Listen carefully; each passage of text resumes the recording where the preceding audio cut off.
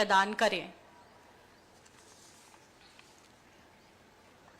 सर्वप्रथम मैं आमंत्रित करती हूं Muskan Sahu, school of basic sciences, जिन्होंने चांसलर एवं गोल्ड मेडल प्राप्त किया है और संपूर्ण संस्थान में शैक्षणिक उत्कृष्टता, नेतृत्व और अनुकरणीय आचरण से एक आदर्श मार्ग स्थापित किया है। हार्दिक अभिनंदन।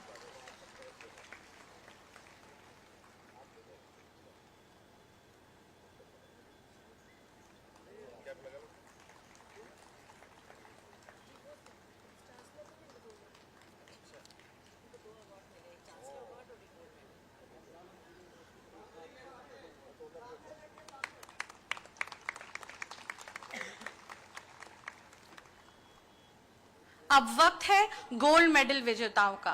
आइए तालियों की गूंज से इन स्वर्ण पदक विजेताओं का सम्मान करें, जिन्होंने अपने परिश्रम से इस गौरव को अर्जित किया है। इसके लिए मैं बुलाना चाहूंगी Peshwani Sharma, BBD college of dental sciences, Sumi Gaur, school of management,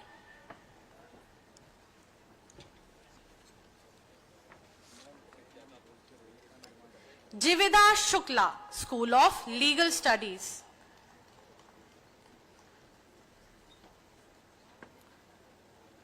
स्मारिका Saxena, school of basic sciences,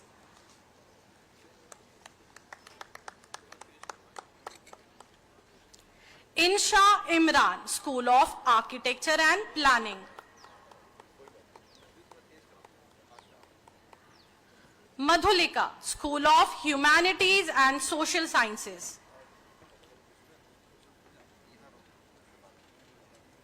Rishita Asthana, school of engineering,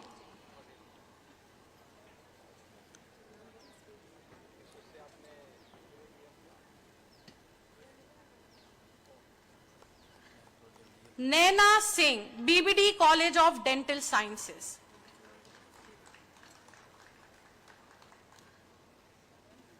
Bibhav Dubey, BBD college of dental sciences,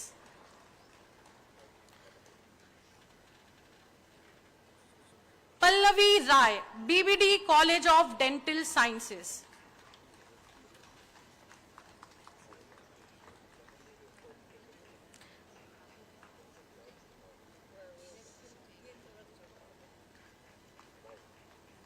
Neeraj Kumar Kushwaha, school of architecture and planning,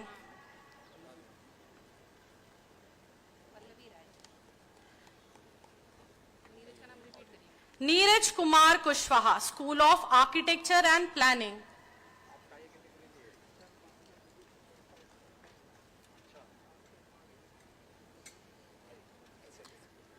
Vartika Gupta, school of basic sciences,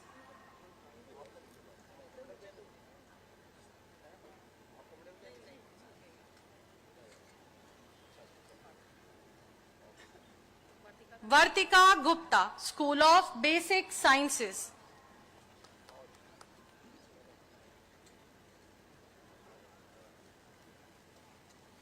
Vaishnavi Yadav, school of engineering,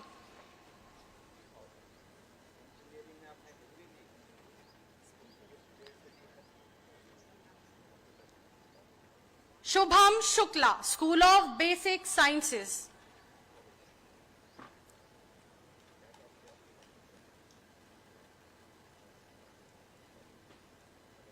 Vaishnavi Srivastava, school of management, Sara Mehndi, school of dental sciences. जोरदार तालियां हो जाए। अब समय है उन प्रतिभाशाली शोधार्थियों का जिन्होंने अपने अध्ययन, अनुसंधान और समर्पण से ज्ञान की सीमाओं का विस्तार किया है। मैं डॉक्टरेट की उपाधि से सम्मानित होने वाले शोधार्थियों को आमंत्रित करती हूं। उनके नाम है Mayank Jaipuria, school of management,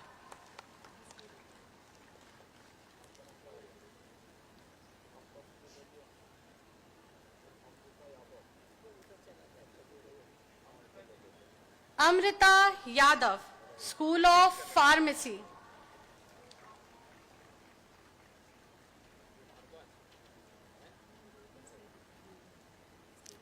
Manju Bharadwaj, School of Basic Sciences.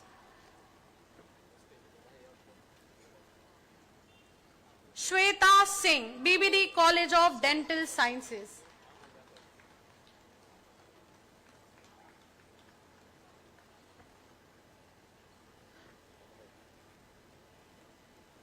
Usha Arunima, School of Humanities and Social Sciences.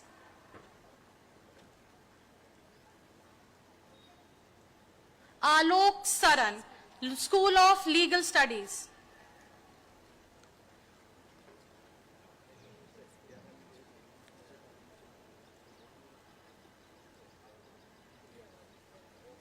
Samiksha Gupta, School of Management.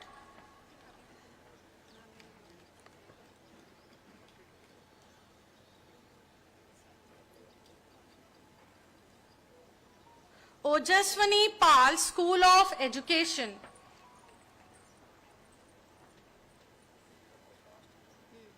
Shailja Pandey, School of Engineering.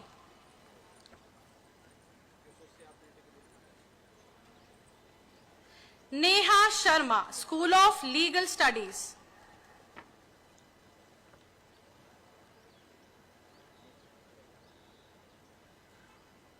Afreen Hassan, School of Management.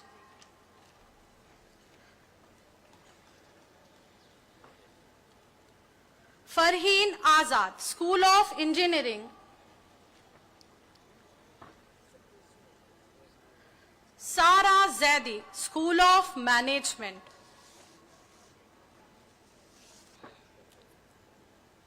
Kumari Anukriti Mishra, School of Management.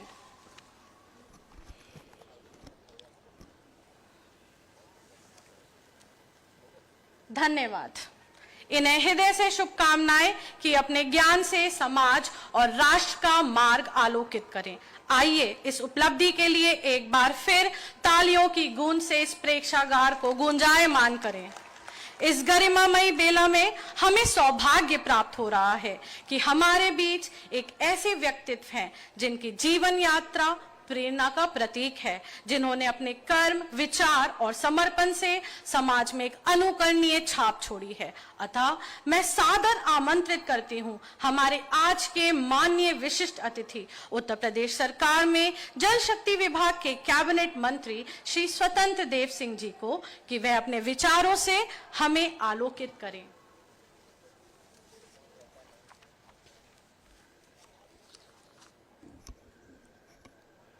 राज्य के लोकप्रिय, यशस्वी, जो राज्य के सभी के दिलों में राज करते हैं, ऐसे राज्य के मुख्यमंत्री पूज्य योगी आदित्यनाथ जी, माननीय कुलाधिपति श्रीमती अलका दास जी, माननीय विराज सागर दास जी, सुश्री सोनाक्षी दास जी, श्री आर.के. अग्रवाल जी, doctor Sudharma Singh ji, professor doctor S K. Srivastava ji, professor doctor SC. Sharma ji, मंच की संचालन कर रही अर्चना शर्मा जी, वर्मा जी, विश्वविद्यालय परिवार के सम्मानित सदस्यगण, सभी शिक्षकगण, दीक्षांत प्राप्त करने वाले भाई राष्ट्र निर्माताओं को मैं जल शक्ति मंत्री के नाते सिर झुकाकर आप सबका प्रणाम करता हूं। इस मंच पर एक विश्वविद्यालय के परिसर में मैं नहीं बल्कि ज्ञान, अनुसंधान और राष्ट्र निर्माण के प्रकाश स्तंभ के रूप में आप सब उपस्थित हैं। उत्तर प्रदेश के पूर्व मुख्यमंत्री, समाज सुधारक, स्वतंत्रता सेनानी बाबू बनारसी दास जी ने जिन मानव कल्याण और शिक्षित समाज और सशक्त भारत का सपना देखा था, उसे आज आप सब मिलकर आगे बढ़ा रहे हैं। यहां उपस्थित देश और समाज के लिए, ऐसे इस देश के लिए, इस मातृभूमि के लिए अपना लोग जीवन समर्पित कर दिए। चाहे छत्रपति शिवाजी महाराज रहे हों, सरदार अपने राणा प्रताप सिंह जी रहे हों, चंद्रशेखर आजाद, भगत सिंह, बिरसा मुंडा, सरदार पटेल, बाबा भीमराव अंबेडकर। आज मैं ऐसे 3 लोगों का थोड़ा मैं कहानी सुनाऊंगा। थोड़ा उस ब्लॉक के लोग जवाब देंगे, उस व्यक्ति का नाम थोड़ा बताएंगे, वो व्यक्ति कौन है। एक बचपन में ही संघ का प्रचारक निकलता है, अपना पूरा जीवन देश के लिए समर्पित करता है। इसलिए आपके सामने चित्र रखता हूं कि राजनीति के क्षेत्र में भी, समाज के क्षेत्र में कितने त्यागी लोग होते हैं, अपना पूरा जीवन समर्पित करते हैं, फिर देश के मुखिया बनते हैं। ऐसे सालों की समस्याओं को एक झटके में निस्तारण करते हैं, चाहे 370 धारा हो, राम मंदिर का निर्माण हो, चाहे सीरिया में नर्स बेटियां फंस जाए आतंकवादियों के बीच में, उनको सुरक्षित निकालकर हिंदुस्तान लाना हो, या देश का नाम जो वंदे मातरम, भारत माता के लिए लोग गोलियां खा जाते थे, ऐसे उन धरती पर भी लंदन और विक्टोरिया महल में भी भारत माता का जय और वंदे मातरम बुलवाने वाले ऐसे व्यक्तित्व जो देश के सबसे ऊंचे पद पर हैं, क्या उस ब्लॉक में बैठे हुए लोग बताएंगे वो कौन व्यक्ति है? जोर से बोलो, कौन है? मित्र ऐसा नेतृत्व है कि उनके परिवार का एक सदस्य भी उनका साल भी नहीं छू सकता है, और उनके सरकारी के गाड़ी में भी उनके परिवार का एक व्यक्ति बैठ नहीं सकता है। उनका जीवन देश के लिए समर्पित है।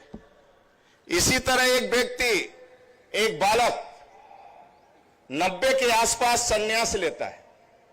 इस ब्लॉक के बेटियां बच्चे बताएंगे, संन्यास ले लेता है, उच्च कोटि में जन्म लेते हैं, अच्छे परिवार में जन्म लेते हैं, लेकिन अपने उस गद्दी के महंत उनकी प्रतिभा तेजस्वी को देखकर पहचान कर उनको अपने साथ ले आते हैं, एक बालक को, और 94 में संन्यास ग्रहण करते हैं।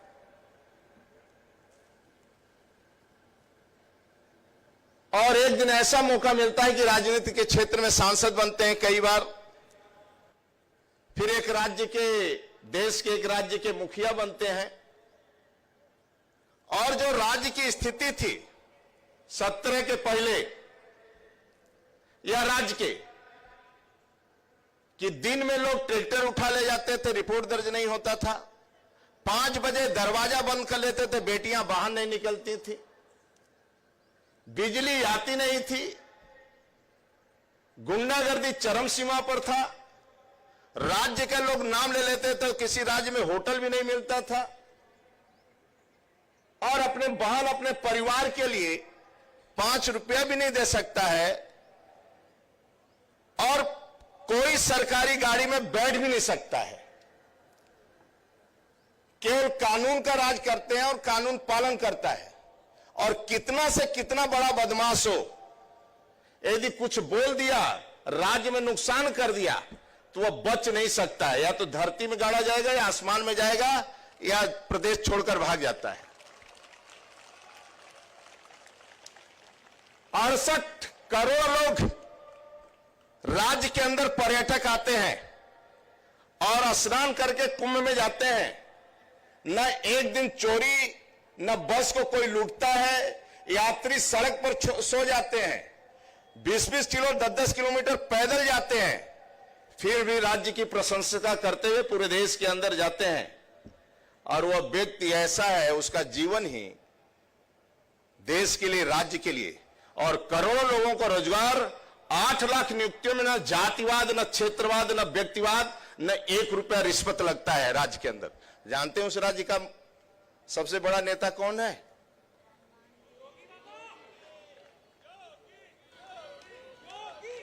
तो एक बार तालियों के गड़गड़ाहट से स्वागत कर दीजिए।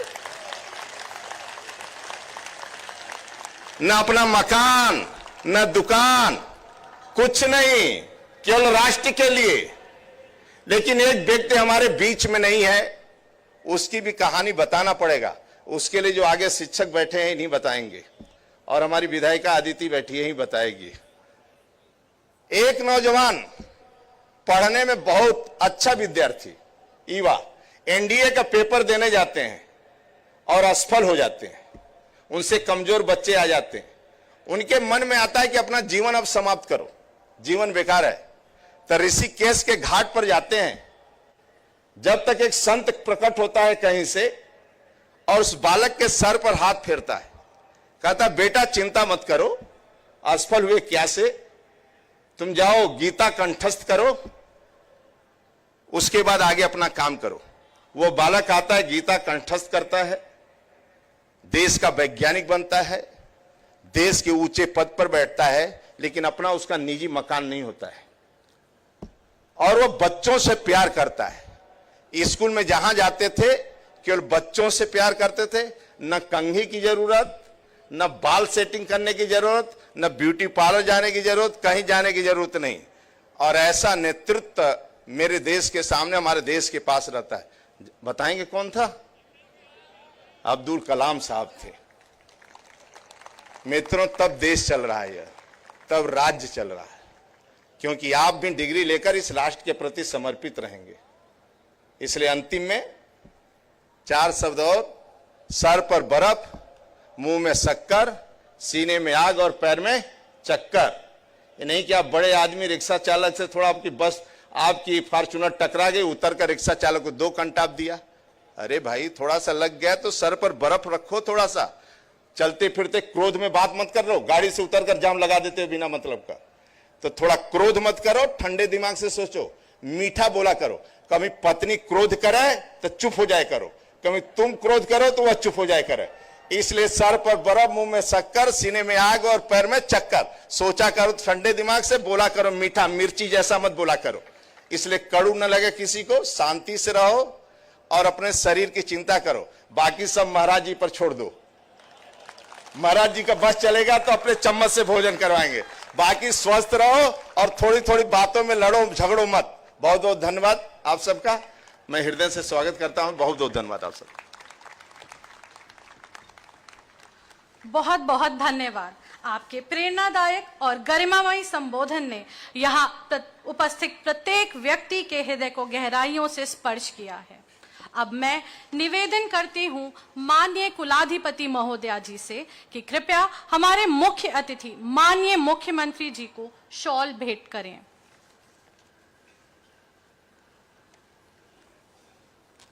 मैं निवेदन करती हूँ माननीय प्रति कुलाधिपति जी से कि कृपया हमारे मुख्य अतिथि माननीय मुख्यमंत्री जी को स्मृति चिन्ह भेंट करें।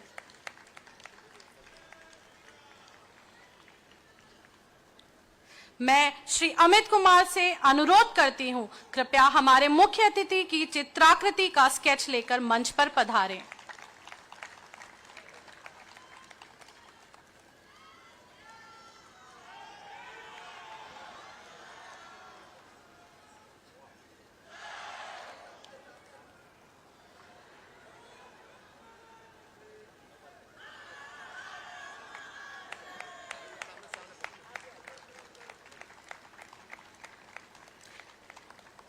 धन्यवाद। मैं निवेदन करती हूं माननीय कुलाधिपति महोदया जी से कि कृपया हमारे विशिष्ट अतिथि माननीय कैबिनेट मंत्री जी को शॉल भेंट करें।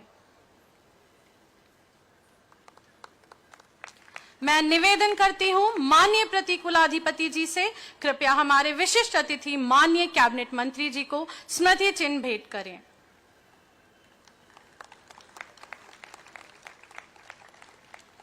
मैं श्री अमित कुमार से अनुरोध करती हूं, कृपया हमारे विशिष्ट अतिथि की चित्राकृति का स्केच लेकर मंच पर पधारें। बहुत बहुत धन्यवाद। आज इस पावन अवसर पर हमारे बीच हैं माननीय मुख्यमंत्री जी, जिनके नेतृत्व, संकल्प और राष्ट्रनिष्ठा ने उत्तर प्रदेश को प्रगति पथ पर अग्रसर किया है। मैं बाबू बनारसी दास विश्वविद्यालय परिवार की ओर से उन्हें अपने अनमोल विचार और संबोधन हेतु आमंत्रित करती हूं।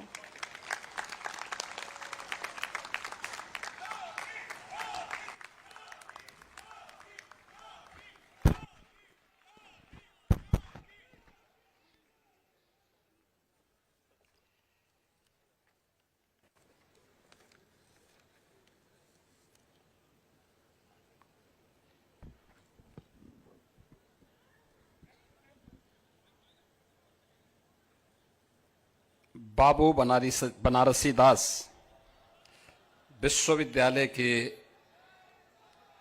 आज के इस दीक्षांत समारोह में विश्वविद्यालय की कुलाधिपति श्रीमती अलका दास जी,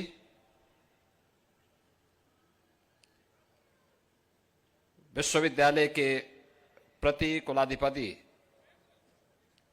श्री विराज सागर दास जी, समारोह में विशिष्ट अतिथि के रूप में जिनका मार्गदर्शन भी आपको प्राप्त हुआ है, उत्तर प्रदेश सरकार में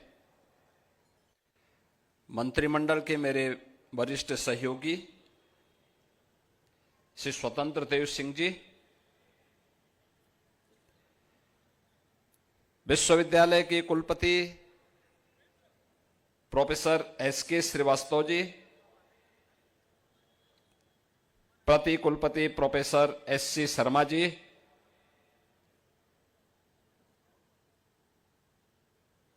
विश्वविद्यालय की उपाध्यक्ष सुश्री सोनाक्षी दास जी, कोषाध्यक्ष आर के अग्रवाल जी, कुल सचिव डॉक्टर सुधर्मा सिंह जी, विश्वविद्यालय के सभी आचार्यगण, अभिभावकगण, छात्र छात्राएं, मैं सबसे पहले बाबू बनारसी दास विश्वविद्यालय के इस दीक्षांत समारोह में विश्वविद्यालय परिवार को हृदय से बधाई देता हूं। उपाधि प्राप्त करने वाले सभी छात्र छात्राओं के प्रति, उनके अभिभावकों के प्रति अपनी बधाई देता हूं और इस अवसर पर जिस महान विभूति के नाम से यह विश्वविद्यालय स्थापित हुआ है, ऐसे महान स्वतंत्रता संग्राम सेनानी उत्तर प्रदेश के पूर्व मुख्यमंत्री बाबू बनारसी दास जी की स्मृति को नमन करते हुए उन्हें विनम्र श्रद्धांजलि भी अर्पित करता हूं।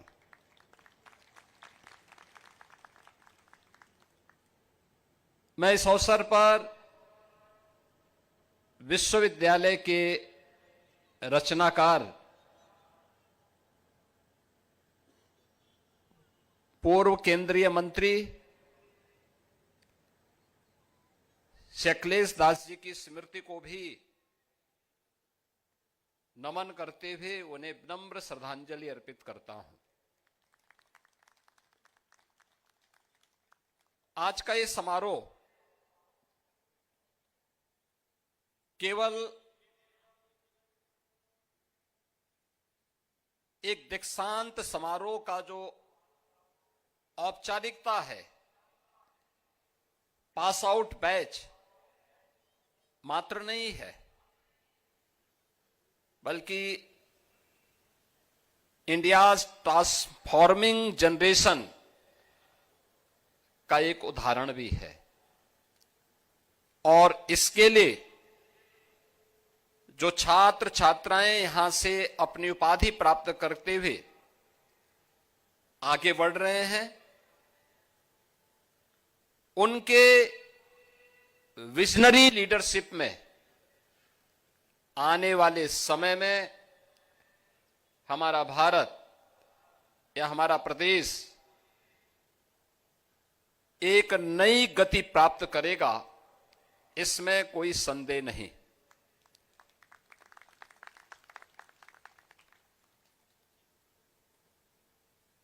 जब हम दीक्षांत समारोह की बात करते हैं, दीक्षांत समारोह भारत की प्राचीन गुरुकुल प्रणाली का जो समावर्तन समारोह होता था, उसी का आज परिवर्तित रूप है। ये परिवर्तित रूप की जब हम चर्चा करते हैं, बहुत सारे प्रश्न हम सबके सामने आते हैं। भारत की प्राचीन परंपरा में जब अपनी शिक्षा पूरी करके कोई स्नातक अपने गुरुकुल से बाहर निकलता था, तो कुलगुरु के द्वारा जो उसे दीक्षा उपदेश दिया जाता था, यानी शिक्षा पूरी करने के उपरांत, तो वह इन्हीं शब्दों के साथ में कि सत्यम वद धर्मम चर, यानी जीवन में सत्य बोलना और धर्म का आचरण करना, किसी भी अच्छे कार्य के लिए कभी प्रमाद न करना, हमेशा अच्छे कार्य के लिए अपने आप को तैयार करना, अपने कर्तव्यों के प्रति सदैव ईमानदार बने रह करके उसका अनुपालन करना और अपने जीवन में सदैव अपने से बड़ों का सम्मान करना, यानी मातृदेवो भव, पितृदेवो भव, आचार्य देवो भव, अतिथि देवो भव का भाव, ये संस्कार हमारे मन में सदैव बना रहना चाहिए। भारत का कोई स्नातक जब अपनी शिक्षा पूरी करके अपने गुरुकुल से बाहर निकलता था, इस भाव से ओतप्रोत होकर के जब निकलता था, तब भारत दुनिया की सबसे बड़ी अर्थव्यवस्था के रूप में अपने आप को स्थापित पाता था। भारत तब दुनिया की सबसे बड़ी ताकत था। हम जो करते थे दुनिया उसका अनुसरण करती थी, लेकिन जब हमने दुनिया का अनुसरण करना प्रारंभ कर दिया तो हमारी ताकत भी उसी प्रकार से कम होती गई, और आज भारत की स्थिति क्या है यह किसी से छुपा हुआ नहीं है। यह एक प्रश्न हम सबके सामने सदैव बना रहना चाहिए, और इसीलिए कृतज्ञता का भाव हमारे मन में हमेशा होना चाहिए, हमारी पहचान बननी चाहिए। विश्वविद्यालय जिस विभूति के नाम पे स्थापित हुआ, बाबू बनारसी दास, यह देश का एक जाना पहचाना नाम, जिनका जीवन संघर्षों से तपा था। देश की आजादी के लिए हमें कुछ करना है, और इसके लिए उन्होंने अपने आप को समर्पित किया। देश की आजादी के प्रति उनके मन में जो जज्बा था, उस जज्बे के साथ जुड़ करके देश के स्वतंत्रता संग्राम सेनानी के रूप में उन्होंने देश के अंदर काम किया। अग्रिम पंक्ति में लड़कर के उस अभियान को एक नई ऊंचाइयां प्रदान की। स्वतंत्र भारत में उत्तर प्रदेश कैसा बनना चाहिए, इसके लिए लगातार प्रयास करते रहे, और उत्तर प्रदेश के मुख्यमंत्री के रूप में भी उत्तर प्रदेश की वर्तमान जिन भी कार्य योजनाओं को हम आगे बढ़ाने में सफल होते हैं, उनमें कहीं ना कहीं भाव इन्हीं विभूतियों के छुपे होते हैं, जिन्होंने उत्तर प्रदेश के बारे में उस समय सोचा था। आज उसे मूर्त रूप देने का सौभाग्य हम सबको उत्तर प्रदेश के अंदर प्राप्त हो रहा है। अपने उन विभूतियों के प्रति जिनके नाम पर विश्वविद्यालय स्थापित है, उनके प्रति कृतज्ञता का भाव, श्रद्धा का भाव हमारे अंतःकरण में हो। और दूसरा, जिस महापुरुष ने इतना बड़ा संस्थान अपने पूर्वजों की स्मृति को समर्पित करते हुए आधुनिक शिक्षा के साथ जोड़ते हुए यह संस्थान प्रदेश की राजधानी में दिया।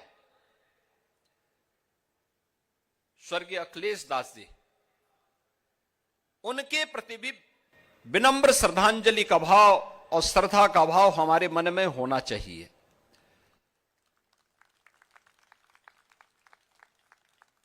स्वर्गीय अखिलेश दास जी ने केवल शिक्षा के लिए नहीं, स्पोर्ट्स के साथ भी संस्थान को जोड़ा था।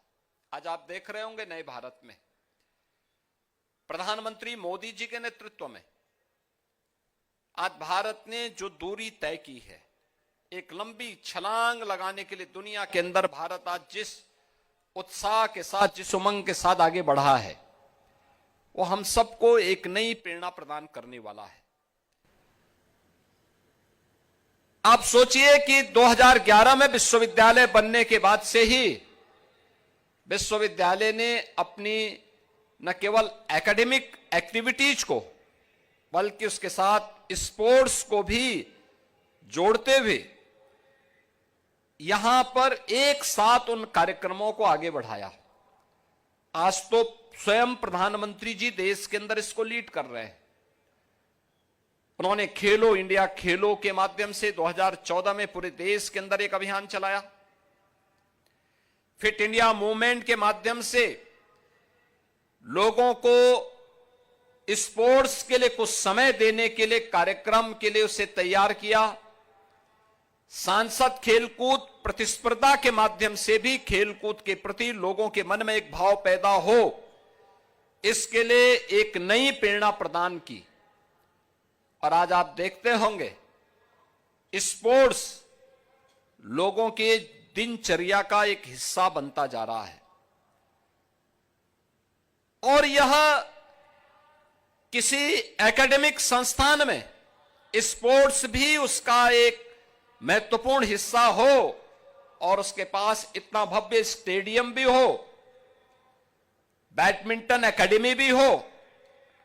यह बीबीडी की एक बड़ी उपलब्धि है प्रदेशवासियों के लिए, लखनऊ वासियों के लिए। अखिलेश दास जी यूनियन कैबिनेट में जब थे तो उस समय मुझे भी सांसद के रूप में देश की संसद में रहने का अवसर प्राप्त हुआ था और मैं देखता था उनके सहज और सरल व्यवहार को, विकास के प्रति उनके मन में एक उदग्र भाव को, शिक्षा के प्रति, समाज सेवा के प्रति उनके मन में जो एक सकारात्मक भाव था वह हम सबको तब भी देखने को मिलता था। और मुझे प्रसन्नता है कि आज उन भावों को एक नई ऊंचाई प्रदान कर रहे हैं। विश्वविद्यालय की कुलाधिपति और विश्वविद्यालय के प्रति कुलाधिपति श्री विराज सागर दास और उनकी पूरी टीम अपने संस्थापकों के इस विजन को मूर्त रूप देकर के उसे मजबूती के साथ आगे बढ़ाने का कार्य कर रहे हैं। और अब केवल यह एक रूटीन के डिग्री प्रदान करने वाला संस्थान नहीं बल्कि भारत की और वर्ल्ड यानी ग्लोबल इमर्जिंग सेंटर के रूप में, उस इमर्जिंग टेक्नोलॉजी के एक नए हब के रूप में बीबीडी को स्थापित करने की दिशा में उनके द्वारा एक नया प्रयास प्रारंभ हुआ है। हमें इस बात को ध्यान में रखना होगा कि दुनिया तकनीक को तेजी के साथ अपना रही है। इसमें हम अपने आप को रोक नहीं सकते। याद रखना, दुनिया जहां जा रही है, हमें दुनिया से 10 कदम आगे की सोच लेकर के जब हम चलेंगे तब दुनिया हमारा अनुगमन करने के लिए मजबूर होगी। हम लकीर के फकीर नहीं बन सकते। आपने पिछले 11 वर्षों में भारत की विकास की यात्रा को देखा है। भारत की जो ये विकास यात्रा पिछले 11 वर्षों में देश के अंदर देखने को मिल रही है, इस विकास यात्रा को जिसका आज दुनिया भी उसके पीछे चलने के लिए अपने आप को मजबूर करती है कि हां, हमें इसको अंगीकार करना ही होगा, और हर भारतवासी भी जिस पर गौरव की अनुभूति आज के दिन पे कर सकता है, वह सबसे पहले परसेप्शन 14 के पहले और 14 के बाद कितना परिवर्तन देश के अंदर देखने को मिला है। लोगों में जो हताशा थी, निराशा थी, उसे आशा और उत्साह में भरने का काम 2014 के बाद प्रधानमंत्री मोदी जी के नेतृत्व में देखने को मिल रहा है। हर एक क्षेत्र में भारत ने एक नई छलांग लगाई है। आप याद करिए, आपके सामने 2014 से ही जब भारत ने यानी छोटे छोटे प्रयोग करके दुनिया को बताया कि इसके परिणाम क्या होने जा रहे हैं। लोगों को पहले लगता था कि एक केवल टाइम पास करने का एक माध्यम होगा, लेकिन जब उसके परिणाम आने प्रारंभ हुए, जब मोदी जी ने कहा कि हर गरीब के बैंक में अकाउंट होने चाहिए, तो लोगों ने प्रश्न किया कि 15 लाख कहां है। आप याद करिए, जिनकी नकारात्मक दृष्टि होती है वे नकारात्मक स्वर बोलते हैं, जिनको कुछ नहीं करना होता है हर सकारात्मक कदम का वे विरोध करते हैं। और उन्होंने प्रश्न करने शुरू किए थे। मोदी जी ने उसकी चिंता किए बगैर हर गरीब के बैंक में अकाउंट खुलवाए, जो पहले एक मील की कौड़ी थी, बहुत कठिन था, नहीं हो सकता था, नहीं हो पाता था, क्योंकि कोई भी गरीब बैंक में जाता था तो बैंक उससे सबसे पहले एक अकाउंट खोलने के लिए 1000 रुपए की मांग करता था। उसके पास नहीं होता था। मोदी जी ने कहा जीरो बैलेंस पे अकाउंट खोल दो। फिर उसके अकाउंट में कुछ धनराशि उपलब्ध करवाई कि अभी कभी उसको पैसे की आवश्यकता पड़ेगी तो उसको देंगे। और फिर उन्होंने देश के अंदर डिजिटल इंडिया मिशन को आगे बढ़ा करके आज डीबीटी के माध्यम से शासन की सभी योजनाएं बिना किसी कट के सीधे गरीब के खाते में जब जा रही है, तो देश के अंदर 50 करोड़ परिवार सीधे सीधे उन योजनाओं के साथ जुड़ता हुआ दिखाई देता है। यानी भ्रष्टाचार पर कितना बड़ा प्रहार है। सब कुछ डिजिटल पेमेंट के साथ जुड़ गया है। लोगों को किसी को समझ ही में नहीं आता था कि बैंक में गरीब का खाता खोलकर क्या होगा। उसमें भ्रष्टाचार पहले होता था, और जिसके बारे में स्वर्गीय राजीव गांधी जी ने बार बार भी कहा कि हम 1 रुपया भेजते हैं लेकिन गरीब के पास 15 पैसा पहुंच पाता है, बाकी पैसा बीच में गायब हो जाता है। यह उनकी चिंता थी। तब तकनीक के प्रति इतनी जागरूकता नहीं, लेकिन उस समय किया गया। आज हमारे पास डिजिटल इंडिया मिशन है। युवाओं के लिए पीएम स्टार्टअप की स्कीम है, पीएम स्टैंडअप की स्कीम है। और जब पूरी दुनिया इस सदी की सबसे बड़ी महामारी के साये में जी रही थी, दुनिया की सुपर पावर भी इस महामारी के सामने पस्त थी, तब भारत अपने यहां बेहतर कोविड प्रबंधन के साथ ही Bharat new national education policy को अपने यहां लॉन्च कर रहा था। याद करिए, नेशनल एजुकेशन पॉलिसी एक परंपरागत डिग्री को नहीं, जो मोदी जी ने डिजिटल इंडिया मिशन की घोषणा की,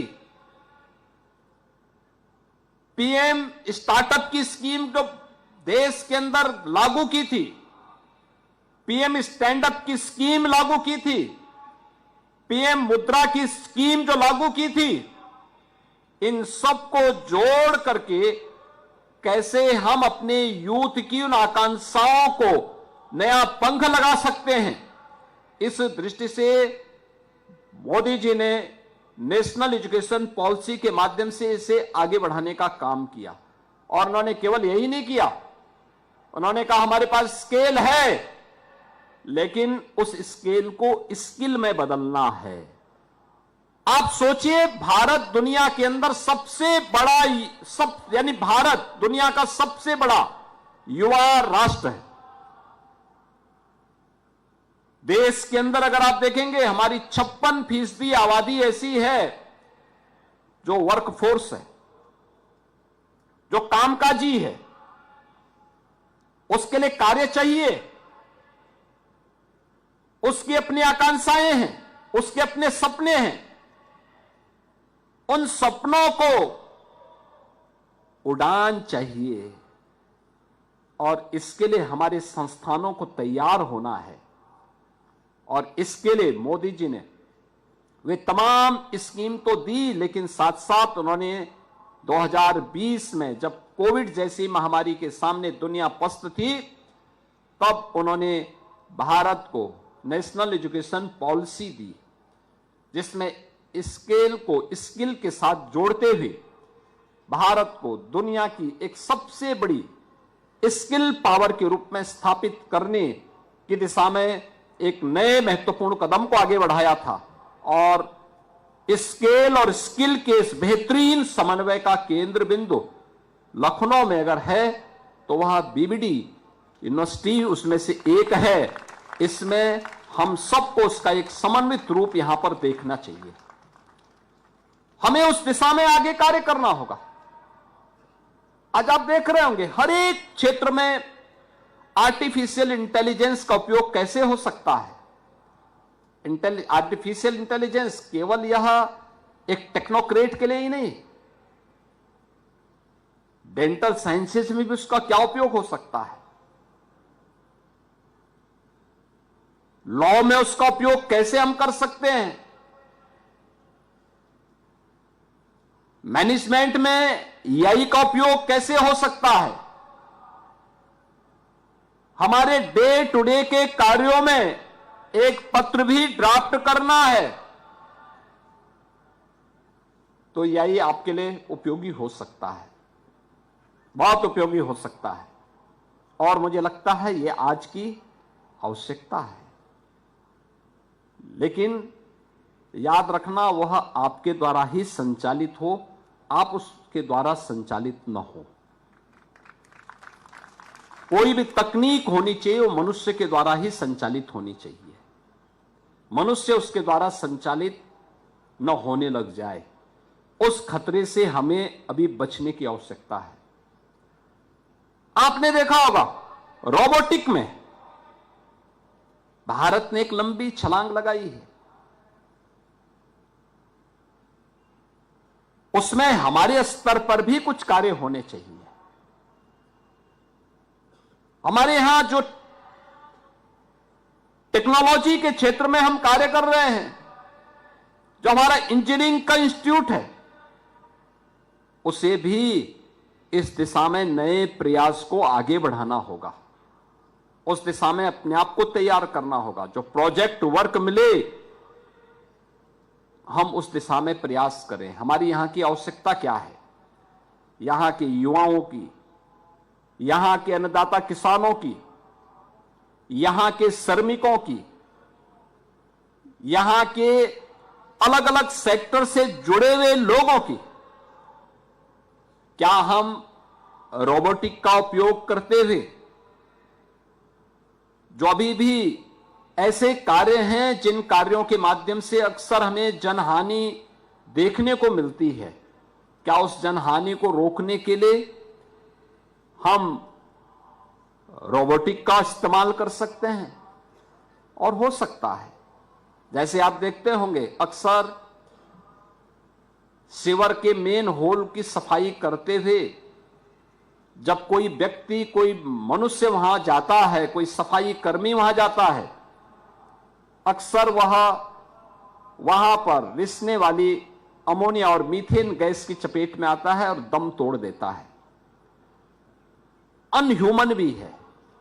एक मनुष्य सीवर की सफाई करने के लिए जाए,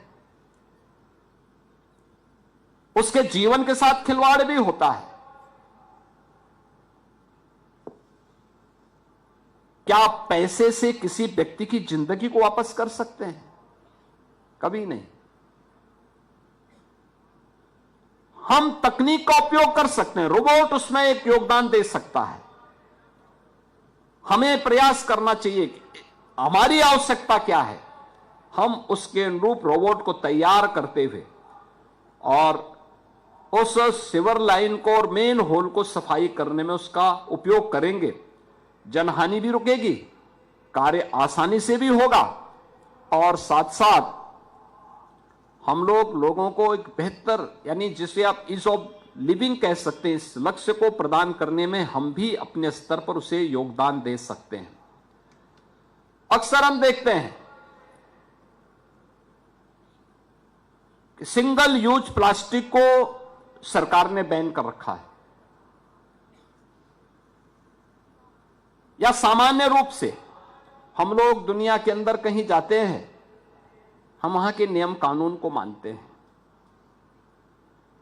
और नियम कानून को इस रूप में मानते हैं दोनों प्रकार से। ट्रैफिक सेंस की दृष्टि से भी मानते हैं। ट्रैफिक के लिए अगर रेड लाइट आ गई तो हम वहां गाड़ी अपनी खड़ी करते हैं।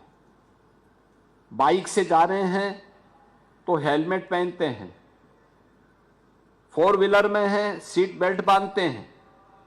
लेकिन अपने देश में हम बाइक से जाएंगे तो हेलमेट नहीं पहनेंगे, फोर व्हीलर में जाएंगे तो सीट बेल्ट नहीं लगाएंगे। रेड लाइट आएगी तो एक प्रतिस्पर्धा होती है कि कौन पहले रेड लाइट का उल्लंघन करेगा। ये जो प्रतिस्पर्धा का भाव है, ये नकारात्मक भाव है। हम दुनिया के अंदर कानून मानते, अपने देश के अंदर कानून नहीं मानते। हम जाएंगे, विश्वविद्यालय परिसर में हैं और विश्वविद्यालय परिसर में रह करके हमने कुछ भी खाया और उसके रेपर को हम सड़क पे फेंकते हैं। कहीं डस्टबिन होगा वहां डाल सकते हैं, नहीं है तो अपनी जेब में रख करके जब डस्टबिन आएगा तब डाल सकते हैं। लेकिन एक सिविक सेंस वहां पे हमारा लुप्त हो जाता है। हम अपनी धुन में इतने मस्त रहते हैं कि जहां मर जाती वहां कूड़ा फेंक देते हैं। और हर एक कार्य की जिम्मेदारी, ये केवल संस्थान की बात नहीं कर रहा हूं, घर में भी यही होता है। घर में भी हम यही कार्य करते हैं। घर के अंदर भी जहां तहां फेंकते हैं और बाकी कुछ बच जाता है तो घर का कूड़ा सड़क में फेंक देते हैं। और हमें मानते हैं म्युनिसिपल कॉर्पोरेशन आएगा, सफाई कर्मी आएगा, वो अपने आप उठा देगा। हमारी सिटी क्या साफ रह पाएगी? नहीं रह पाएगी। मैं आश्चर्यचकित था, लखनऊ में G20 की एक समिट थी। हम लोगों ने एक G20 रोड बनाया, उसकी सजावट की और सजावट करके वहां अच्छे गमले लगाए, CCTV कैमरे लगाए। मैंने एक दिन देख रहा था, मैं कुछ गमले गायब हो गए थे तो मैंने देखा मर्सिडीज से आकर के गमला लेकर के जा रहे हैं। अब आप सोचो मर्सिडीज गाड़ी की कीमत क्या है और एक गमले की कीमत क्या होगी। लेकिन वो जल्दी जल्दी भरे जा रहा है। हमने कहा देखो पकड़ेंगे तो भी बेइज्जती है, पूरी सिटी की बेइज्जती होती है, और कार्रवाई न करें तो भी एक अच्छा कार्य जो किया गया है प्रशासन के द्वारा या व्यवस्था के द्वारा वह भी भंग हो रहा है। तो हमने कहा उनको बुला करके केवल फुटेज दिखा दो कि देखो भाई कुछ गमले हमारे गायब हुए हैं, CCTV फुटेज में आपकी गाड़ी आ रही है, आपका फोटो आ रहा है, भाई इतना बोल करके छोड़ देना। ये स्थितियां हैं और इसीलिए मैं आप सबसे कहूंगा संस्थान हमें टेक्नोलॉजी के साथ भी जोड़े, लेकिन साथ साथ उन संस्कारों के साथ भी जोड़े जिसपे एक मजबूत इमारत का निर्माण हमें विकसित भारत के रूप में करना है। याद रखना, विकसित भारत का जो प्रधानमंत्री मोदी जी का विजन है वह विकसित यूपी से होगा, और विकसित यूपी से वह तब सपना साकार होगा जब आप सभी मिलकर के सामूहिक प्रयास करेंगे। एक व्यक्ति नहीं, सरकार अपने स्तर पर इनिशिएटिव ले सकती है, तो अगर कदम आगे बढ़ा सकती।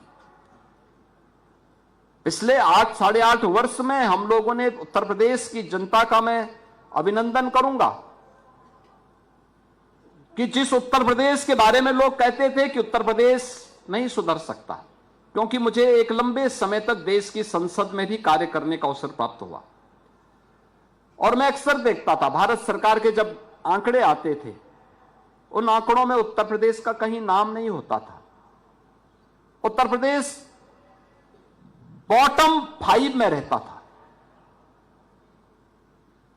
हम तरसते थे कि यूपी टॉप 3 में कब आएगा। ये बॉटम 3 में तो है, टॉप 3 में यूपी क्यों नहीं किसी भी स्कीम में।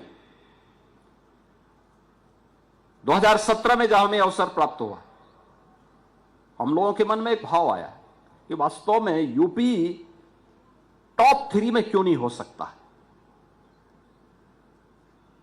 हमने यूपी टीम के साथ में, अपने मंत्रिमंडल के साथ हम लोग बैठे, प्रशासनिक अधिकारियों के साथ बैठे। फिर मैंने उनसे कहा कि भाई देखो, केवल प्रशासन को और मंत्रियों को यह काम नहीं करना है। याद करना, कोई भी स्कीम तब तक सफल नहीं हो सकती जब तक उसमें जन सहभागिता नहीं होगी। हम जन सहभागिता बढ़ाएं, डायलॉग, पब्लिक के साथ हमारे डायलॉग अच्छे होने चाहिए। परिणाम क्या रहा? आज आप देखते होंगे भारत सरकार की जितनी भी स्कीम निकलती हैं, जितनी स्कीम निकलती हैं, उन स्कीम में यूपी टॉप 3 में है, टॉप 3 में। आज यूपी पीछे नहीं है किसी भी उसमें। आप देखेंगे यूपी आज देश के अंदर अपनी पहचान के लिए मोहताज नहीं है। प्रयास करने से सब कुछ हो सकता है, लेकिन इसके लिए हमें समाधान पे विचार करना होगा। याद रखना, जीवन में सफलता के 2 ही मार्ग हैं, और सफलता का सबसे बड़ा मार्ग है हम समाधान की तरफ जाएंगे तो सफलता प्राप्त होगी। हम समस्या की तरफ जाएंगे, समस्या को बार बार गिनाते रहेंगे तो हम कभी सफल नहीं हो सकते। समस्या की बजाय समाधान पर ध्यान दीजिए, और समाधान का मार्ग तब निकलेगा जब हम सभी मिलकर के सामूहिक रूप से प्रयास प्रारंभ करें। आखिर यही प्रदेश था ना 2017 के पहले। याद करिए, जब प्रदेश के अंदर सरकार बनी थी, चैलेंज था हम सबके सामने, क्योंकि पहचान का संकट था उत्तर प्रदेश के सामने। लोग बोलते थे क्या होगा, युवा के सामने पहचान का संकट, किसान आत्महत्या करने के लिए मजबूर, बेटी सुरक्षित नहीं, व्यापारी भी सुरक्षित नहीं, नौजवान की आकांक्षाओं की पूर्ति के लिए उसके हाथ को कार्य चाहिए थे, अच्छे शिक्षण संस्थान ढूंढे नहीं मिल पाते थे, जो प्रदेश में नया निवेश की बात तो दूर, जो पहले से निवेश किए थे वे प्लान कर रहे थे, और भारत सरकार की मीटिंग में जाते थे तो उत्तर प्रदेश की गिनती कहीं नहीं होती थी। और उस समय जब प्रयास प्रारंभ हुए, हम लोगों ने कहा कि भाई हम सबको लेकर के चलेंगे। मोदी जी का जो मंत्र है, सबका साथ और सबका विकास, ये हमारा मंत्र होगा। लेकिन अपराध और अपराधियों के प्रति, भ्रष्टाचार और भ्रष्टाचारियों के प्रति जीरो टॉलरेंस की नीति के तहत सरकार कार्य करेगी। लोगों को लगता था कि सब एक घोषणा है, हमने कहा घोषणा नहीं हुई, देखो जब मूर्त रूप देंगे तो आप सब चिल्लाएंगे। और आज आप देखते होंगे उत्तर प्रदेश ने कानून व्यवस्था का एक मॉडल दे दिया। कानून व्यवस्था कैसे होनी चाहिए, देश के अंदर विभिन्न राज्यों में लॉ एंड ऑर्डर की स्थिति क्या होनी चाहिए, उत्तर प्रदेश आज उसका एक मॉडल देखा जाता है कि उत्तर प्रदेश ने ये कर दिया है। ये प्रयास करने से होता है, ऐसा नहीं कि उस पर नियंत्रण हो सकता है। जहां हर तीसरे दिन दंगा होता था, 8-8.5 वर्ष से आपने देखा होगा कोई दंगा नहीं, कोई शोरगुल नहीं, पर्व और त्योहार उत्साह और उमंग के साथ मनाए जा रहे हैं और हर एक तबके के मनाए जा रहे हैं। हर एक क्या होली हो, क्या दीपावली, क्या विजयादशमी, क्या रक्षाबंधन, क्या क्रिसमस, क्या ईद, बकरीद, सब कुछ तो सारे पर्व और त्योहार बहुत उमंग और उत्साह के साथ मनाए जा रहे हैं। आज जब कोई पूछता है या मेरे पास आते हैं लोग, मैं पूछता हूं त्योहार अच्छा हो गया ना, अच्छा हो गया, मैं उनसे तब पूछता हूं कि देखिए कानून का शासन ऐसे ही होता है। कानून शब्द लगता भले ही बुरा है, लेकिन जब उसको व्यक्ति अंतःकरण से स्वीकार करता है तो उसका फल ऐसे ही होता है जैसे दवा कड़वी तो लगती है लेकिन उसके परिणाम सुखद होते हैं। ऐसे ही कानून है हमारे जीवन का हिस्सा, हमें उसका पालन करना ही होगा, उसको अपने जीवन का हिस्सा बनाना ही होगा। और यह जब हम करेंगे तो हर एक क्षेत्र में उसके परिणाम हम सबको देखने को मिलेंगे। एक कानून व्यवस्था पे कार्य किया गया, परिणाम क्या हुआ, उत्तर प्रदेश के अंदर निवेश की झड़ी लग गई। जिस प्रदेश में 5 वर्ष में 50,000 करोड़ का भी निवेश नहीं आ पाता था, उस प्रदेश में हमने 8 वर्ष में 45 लाख करोड़ रुपए से अधिक के निवेश प्रस्ताव को लाने में सफलता प्राप्त की। अनुमान करिए उत्तर प्रदेश के अंदर थोड़ी भी पहल होती, जहां चाहा वहां राह, अपने आप रास्ता निकलता है। मैं भौचक था और यह आदत भी है, आदरणीय प्रधानमंत्री जी का मार्गदर्शन भी हमें प्राप्त होता है। मन में एक भाव था, यह देश जब आजाद हुआ था तब उत्तर प्रदेश की स्थिति क्या थी। 1950 में उत्तर प्रदेश भारत के अंदर, भारत की अर्थव्यवस्था में उत्तर प्रदेश का शेयर हुआ करता था 14%। और 2017 में जब हम लोग उत्तर प्रदेश की सत्ता हमारे पास आई, हमने देखा भारत की अर्थव्यवस्था में यूपी का योगदान क्या है, तो यह मात्र 8% से कम रह गया था, 8% से भी कम रह गया था। यूपी में निवेश क्यों नहीं हो रहा है? कारण है सुरक्षा नहीं। जब व्यक्ति ही सुरक्षित नहीं तो पूंजी कैसे सुरक्षित होगी? कोई सुरक्षित नहीं। सुरक्षा की गारंटी उसे मिलनी चाहिए। हमने कहा हम इस गारंटी को लेंगे और उन्होंने कहा साहब नियमों में सरलता होनी चाहिए। हमने कहा ease of doing business, UP 14 number प्रदेश में था, यानी देश के अंदर जितने राज्य थे यूपी का स्थान 14वें नंबर पर था। हमने कहा यूपी को हम टॉप स्टेट में लेकर के जाएंगे और आज मुझे बताते हुए प्रसन्नता है, हमने मात्र 2 वर्ष के अंदर यूपी को नंबर 2 स्थान पर पहुंचाया और आज देश के अंदर टॉप अचीवर स्टेट के रूप में उत्तर प्रदेश की गिनती होती है। उत्तर प्रदेश के अंदर अलग अलग सेक्टर में हमें कार्य करने हैं। आज हमने इसके लिए पॉलिसी बनाई, पिक एंड चूज नहीं होगा, पिक एंड चूज नहीं होगा। जब स्वर्गीय अखिलेश दास जी ने यहां विश्वविद्यालय बनाने का निर्णय लिया होगा, उनसे कहा गया होगा कि आप 100 एकड़ लैंड पहले इकट्ठा करिए तब। अब आप सोचो कि उस समय ये आउटर सिटी था, उन्होंने अपनी क्षमता और सामर्थ्य से 100 एकड़ के एक क्षेत्रफल में विश्वविद्यालय बना लिया। आज के दिन पे कोई बना पाएगा? नहीं बन पाएगा। लखनऊ जैसी सिटी में 100 एकड़ लैंड, यह बहुत कठिन कार्य है, किसी प्राइवेट इन्वेस्टर के लिए असंभव कार्य है। लेकिन उसी समय सरकार के चहेते लोगों के लिए 10 एकड़ में भी विश्वविद्यालय के लिए स्वीकृति दे दी गई। Pick and choose. हमने कहा ये पिक एंड चूज नहीं हो सकता। हम किसी का चेहरा देख करके निर्णय नहीं लेंगे। सरकार की पॉलिसी एक समान होनी चाहिए, चेहरा देख करके नहीं, उसकी क्षमता और उसकी योग्यता को देख करके एक समान पॉलिसी हो, पॉलिसी के दायरे में लोग आए और उसका लाभ लें। इसके लिए हम लोगों ने यूपी के अंदर अलग अलग सेक्टर की 33 सेक्टोरियल पॉलिसीज बनाई और पॉलिसीज के तहत कहा कि भाई लैंड बैंक हमारा, आप आइए, इस पॉलिसी को देखिए, आपको अच्छा लगता है यहां निवेश करिए, सरकार आपको सुरक्षा की गारंटी देगी, हर प्रकार की सुविधाएं देगी, आप आइए। तभी निवेश आया अलग अलग सेक्टर में। आपने देखा होगा सच्चे मित्र की पहचान कब होती है? जब आपके ऊपर संकट आता है।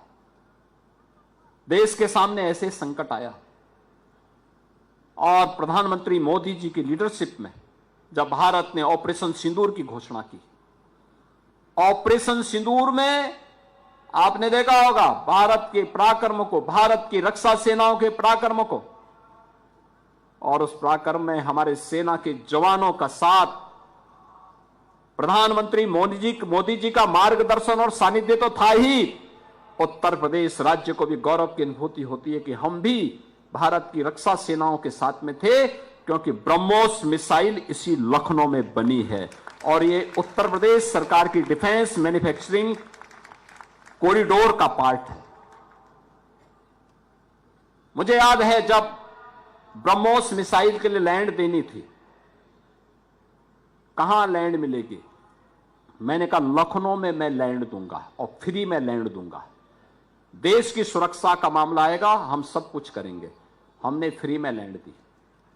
लोगों ने कहा कि इतना पैसा आप जमीन पे लगाएंगे, कैसे आगे चलेगा? हमने कहा सब पैसा यहीं से आएगा, देखना।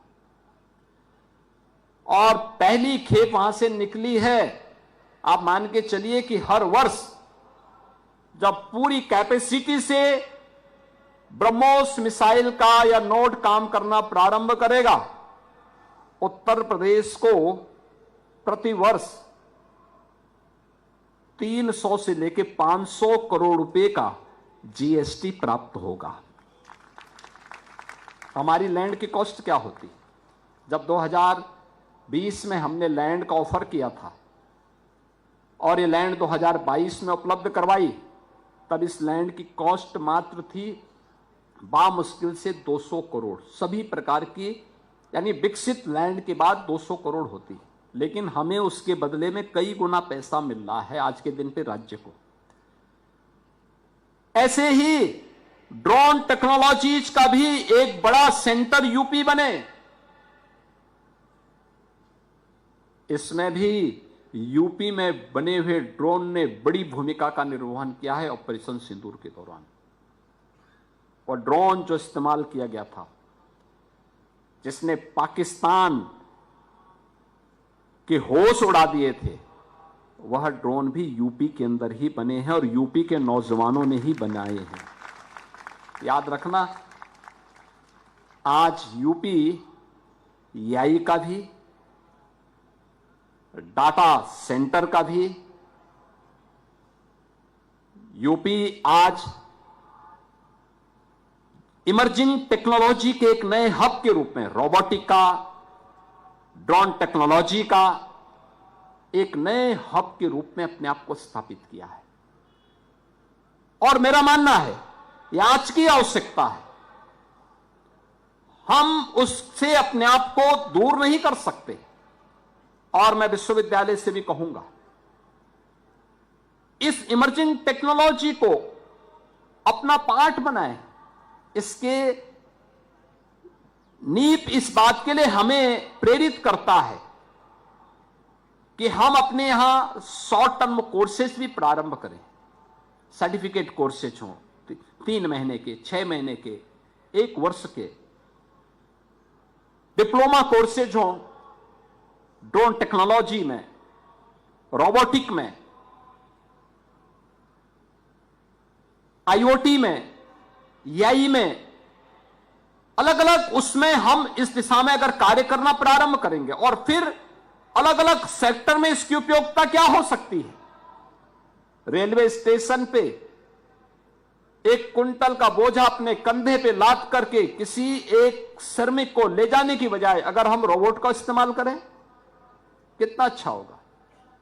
आज के समय में एक व्यक्ति एक कुंटल का बोझा लाद करके जा रहा है, अगर हम रोबोटिक का इस्तेमाल कर लें, तनिक छोटी सी टेक्नोलॉजी, उसको भी राहत मिलेगी और नए लोगों को जॉब भी। टेक्नोलॉजी जॉब को कट नहीं करता है, टेक्नोलॉजी नए अवसर देता है। हां, उस नए अवसर को हम किस रूप में भुनाते हैं ये हम पे निर्भर करता है। याद करना, टेक्नोलॉजी के बारे में लोग तमाम प्रकार की भ्रांत धारणाओं को फैलाने का प्रयास भी करेंगे, हमें उसमें नहीं आना है। याद करिए ना, 1990 के दशक के प्रारंभ में कंप्यूटर का चलन प्रारंभ हुआ था। बहुत सारे संस्थान स्ट्राइक पे चले गए थे, उन्होंने हड़ताल कर दी थी, नहीं साहब हम नहीं अपनाएंगे, ये रोजगार पे प्रहार होगा। आज तो हर एक सेक्टर में कंप्यूटर है, रोजगार कम नहीं हुए, रोजगार के अवसर बढ़े हैं, नए अवसर बढ़े हैं। हमें उन नए अवसरों को ढूंढने का प्रयास करना चाहिए, नए नए सेक्टर में, और अलग अलग सेक्टर है, इतना बड़ा विस्तृत क्षेत्र है। हम युवाओं की इन आकांक्षाओं को उड़ान देने के लिए, उसके पंखों को उड़ान देने के लिए नए अवसर दे सकते हैं, नए प्लेटफॉर्म दे सकते हैं। हमारे युवाओं को उसके लिए अपने आप को तैयार करना होगा और बीबीडी इसके लिए अपने आप को तैयार करे। बीबीडी को इसके लिए अपने आप को तैयार करना है, अपने संस्थापकों के विजन को मूर्त रूप देना है और मूर्त रूप देने के लिए ही यह दीक्षांत समारोह आपके लिए एक महत्वपूर्ण पड़ाव है। आज यहां पर जो उपाधि धारण करने वाले छात्र छात्राएं हैं, इन्होंने जो कुछ भी यहां अर्जित किया है वह, और देश और दुनिया में जो कुछ भी आप देखेंगे वह भी हमें अपने लिए तैयार करना होगा, देखना होगा। जीवन भर आपके पास नया कुछ सीखने का अवसर प्राप्त होगा, पूरे जीवन में आपको सब कुछ देखने और सीखने का अवसर प्राप्त होगा। और मैं तो इस बात को हमेशा मानता हूं, हमेशा मेरा मानना इस बात को रहा है कि अयोग्यो पुरुषो नास्ति, कोई भी व्यक्ति अयोग्य नहीं है। योजकः तत्व दुर्लभ, योजक चाहिए, एक योग्य योजक चाहिए। एक योग्य योजक संस्थान बन सकता है, आपके आचार्यगण बन सकते हैं, आपके अभिभावक बन सकते हैं, आपका बॉस बन सकता है, आप स्वयं भी नए लोगों के योजक बन सकते हैं, आने वाली पीढ़ी के योजक बन सकते हैं। और उस योजक के रूप में आप यहां की स्मृतियों को लेकर के आगे बढ़ेंगे इस विश्वास के साथ। जीवन में धैर्य खोए बगैर, विपरीत से विपरीत परिस्थितियों में भी संतुलन खोए बगैर आप अडिग होकर के आगे बढ़ेंगे। सफलता आपके चरणों को चूमती हुई दिखाई देगी। इस विश्वास के साथ मैं एक बार फिर से बीबीडी यूनिवर्सिटी को उनके इस दीक्षांत समारोह के लिए हृदय से बधाई देता हूं। उपाधि प्राप्त करने वाले सभी छात्र छात्राओं और उनके अभिभावकों को भी हृदय से बधाई देता हूं और विश्वास करता हूं कि अपने जिस विभूति के नाम पर विश्वविद्यालय बना है, वे स्वतंत्रता संग्राम सेनानी भी थे, एक सुयोग्य राजनेता भी थे और लखनऊ के एक अभिभावक के रूप में, उत्तर प्रदेश के अभिभावक के रूप में उनका मार्गदर्शन उत्तर प्रदेश वासियों को प्राप्त हुआ था, नेतृत्व उत्तर प्रदेश वासियों को प्राप्त हुआ था। उनके प्रति, अपने संस्थापकों के विजन के प्रति आपकी श्रद्धा और समर्पण का भाव सदैव बना रहना चाहिए। इस विश्वास के साथ आप सभी के प्रति मेरी मंगलमय शुभकामनाएं हैं। धन्यवाद। जय हिंद। माननीय मुख्यमंत्री जी, आपने अपने व्यस्तम समय से इस समारोह के लिए वक्त निकाला, उसके लिए हम कोटि कोटि धन्यवाद